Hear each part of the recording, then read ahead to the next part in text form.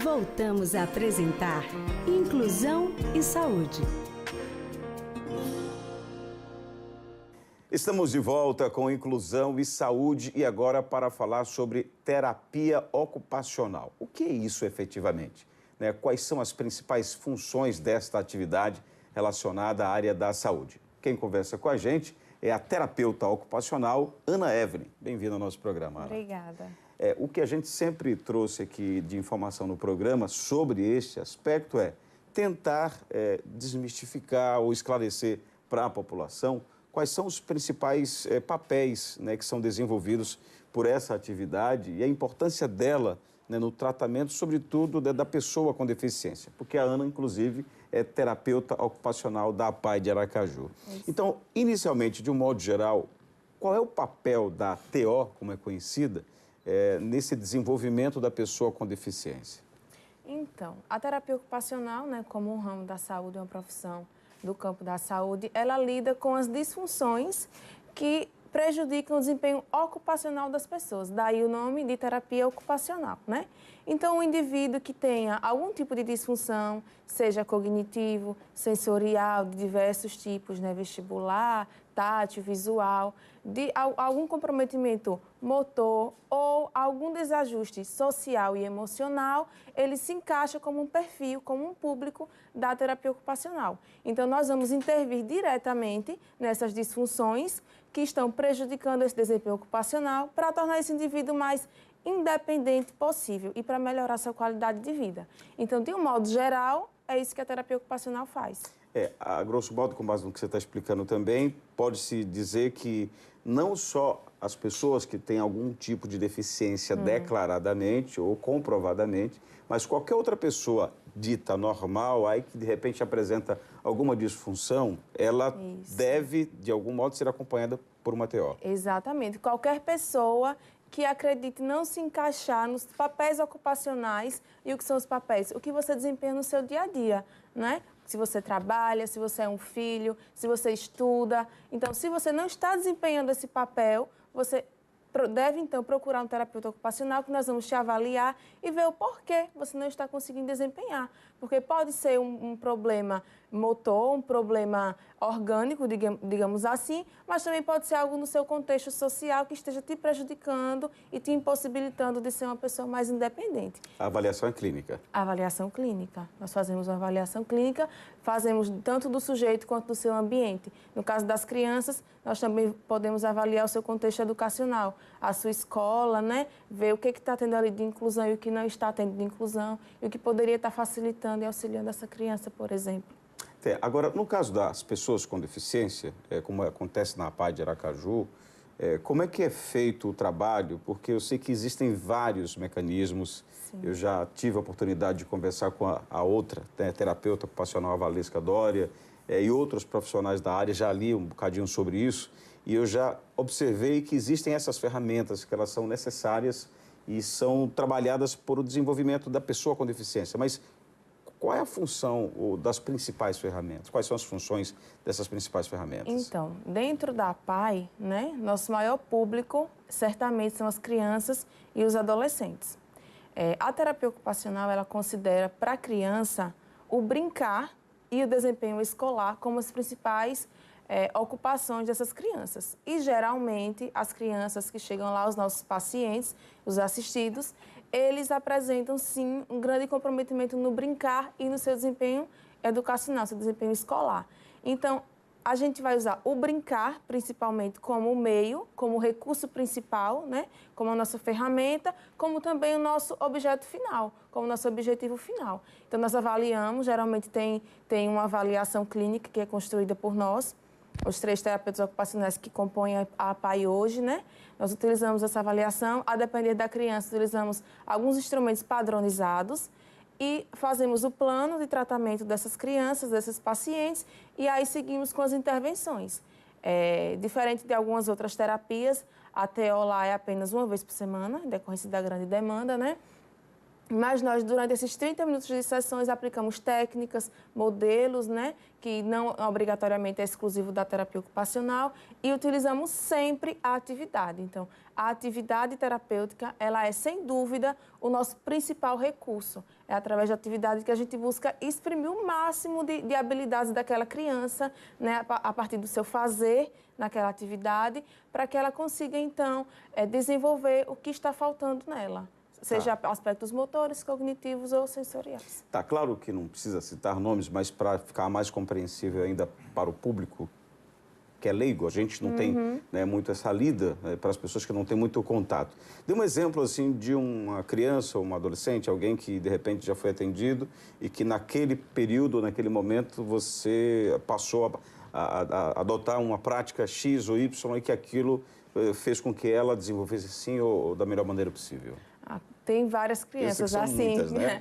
Mas tem uma que a gente vem observando grande melhora na sua independência, que é uma criança que teve uma encefalite na infância, hoje é adolescente. Explica o que é encefalite. É uma inflamação no encéfalo. Tá. E aí ela ficou com algumas sequelas, né, em decorrência desse processo da doença, e recebeu recentemente o diagnóstico de autismo também.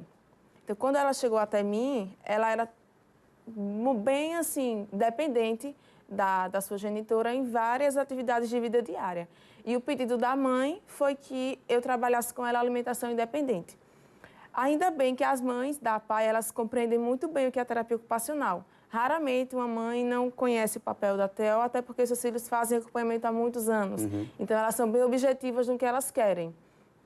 E essa mãe disse, o meu sonho é ver a minha filha se alimentar sozinha. Coisa simples, aparentemente, Coisa simples, né, para nós, né? Que temos as habilidades essenciais, né? Então, foi um desafio. Quando eu avaliei, eu vi o que a adolescente tinha de habilidade e vi o que ela não tinha.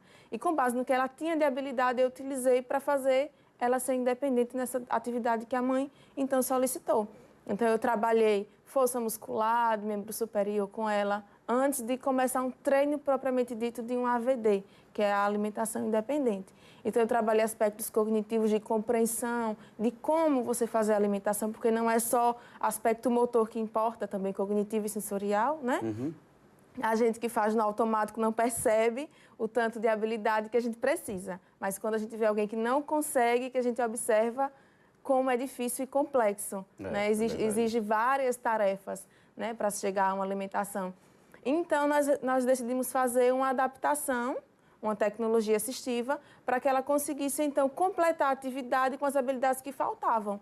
Então, nós fizemos um engrossador com um prendedor para a mão, e aí ela está hoje conseguindo se alimentar de modo mais independente. Ainda estamos no treino, né, efetuando o treino, mas essa semana eu atendo ela às terças-feiras e ela já não levou mais o adaptador, e a mãe disse, não, ela já está conseguindo, agora o que está faltando é a abertura e fechamento da boca, que é com a fonoaudióloga.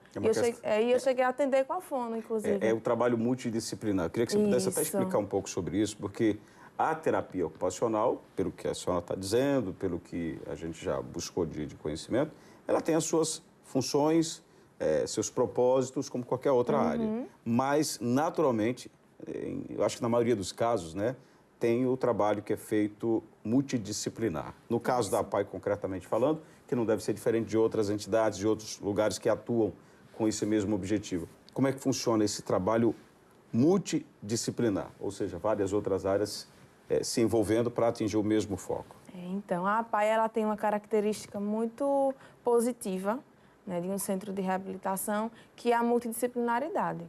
Então, nós temos o fisioterapeuta, o fonoaudiólogo, o psicólogo e o terapeuta ocupacional, isso na equipe de saúde, né? Fora a parte da educação. Claro.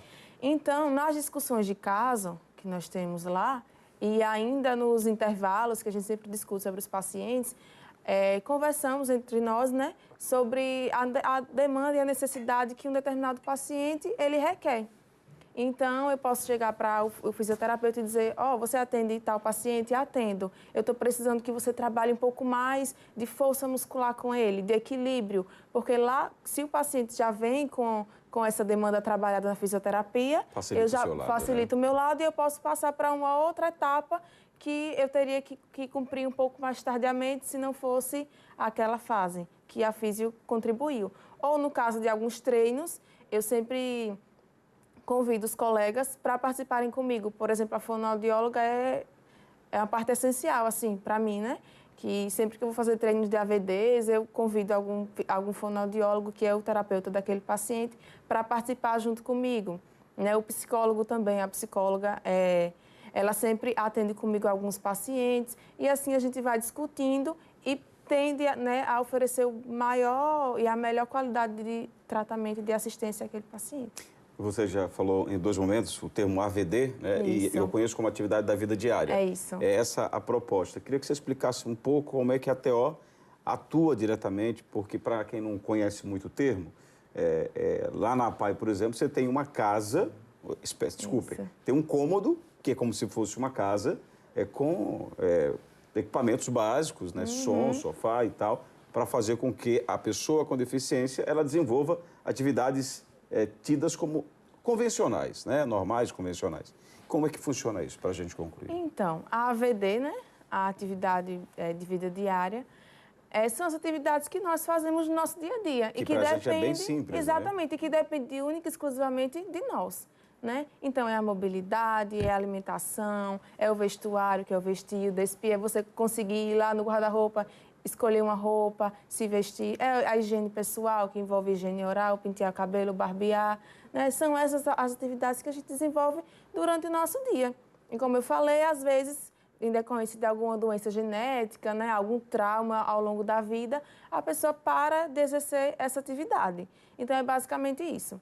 Na APAE, nós temos, né, esse cômodo que ele simula uma casa, mas ele é mais adaptado para pessoas com mais idade. Porque, como eu falei, as crianças geralmente, elas têm como principal ocupação o brincar, que a gente consegue trabalhar dentro do ambulatório, e o desempenho escolar. E as outras crianças que precisam de uma demanda de higiene pessoal, por exemplo, eu levo para esse cômodo e faço dentro do cômodo da APAE. Para que ela se sinta como se fosse dentro da casa, dentro da sua casa. Ana Evelyn, ela que é terapeuta ocupacional da APAE de Aracaju, muito obrigado pela sua vinda ao programa, pelos esclarecimentos também. Até a próxima. Até.